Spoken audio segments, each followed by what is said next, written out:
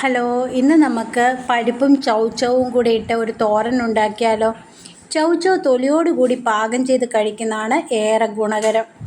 2 ഭാഗങ്ങളും കുറച്ച് കട്ട് ചെയ്ത് വീഡിയോയിൽ കാണുന്നത് പോലെ ചെയ്യുക.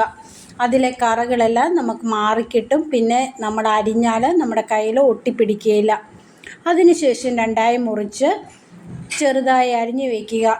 കൂടെ ഒരു സവാള, 3 പച്ചമുളക് കൂടി അരിഞ്ഞു വയ്ക്കുക.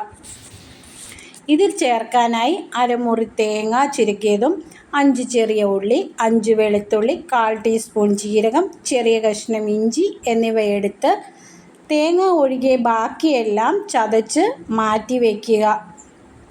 മാറ്റിവെച്ച തേങ്ങ ചൗചൗവിലിട്ട് ആവശ്യത്തിന് ഉപ്പ്, കുറച്ച് മഞ്ഞൾപ്പൊടി എന്നിവ ചേർത്ത് നന്നായി ഇളക്കി മാറ്റി വയ്ക്കുക.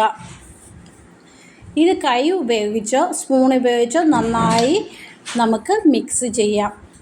അതിനുശേഷം സ്റ്റൗ ഓൺ ചെയ്ത് ഒരു പാൻ എടുത്ത് അതിൽ ആവശ്യത്തിന് എണ്ണ ഒഴിച്ച് കടുക് താളിച്ച് കറിവേപ്പില ഇട്ട് ചതച്ചു വെച്ചിരിക്കുന്ന എല്ലാം ഇട്ട് നന്നായി വഴറ്റി യോജിപ്പിക്കുക. അതിനുശേഷം ചൗചൗ കൂടിയിട്ട് ഇളക്കണം.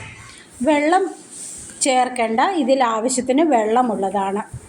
മൂടി വെച്ച് ചെറുതീയിൽ നമുക്ക് വേവിക്കാം. അതിനുശേഷം ആദ്യം നമ്മൾ പരിപ്പ് കുറച്ച് ഉപ്പും മഞ്ഞൾപ്പൊടി എന്നിവ ചേർത്ത് വേവിച്ച് വെച്ചിരുന്നു. ആ പരിപ്പ് കൂടി ഇതിൽ നമുക്ക് ചേർക്കാം. നന്നായി തോരുന്നത് വരെ ചെറുതീയിൽ ഇടുക. ശേഷം നമുക്ക് സെർവ് ചെയ്യാവുന്നതാണ്. ഇത് കഴിക്കുന്നത് മൂലം ശരീരത്തിൻ്റെ ചൂട് കുറയ്ക്കാൻ സഹായിക്കുന്നു. രക്തസമ്മർദ്ദം നിയന്ത്രിച്ച് ഹൃദയാരോഗ്യം സംരക്ഷിക്കുന്നു. പ്രമേഹ രോഗികൾക്ക് പഞ്ചസാരയുടെ അളവ് കുറവായതിനാൽ കഴിക്കാൻ ഉത്തമമാണ്.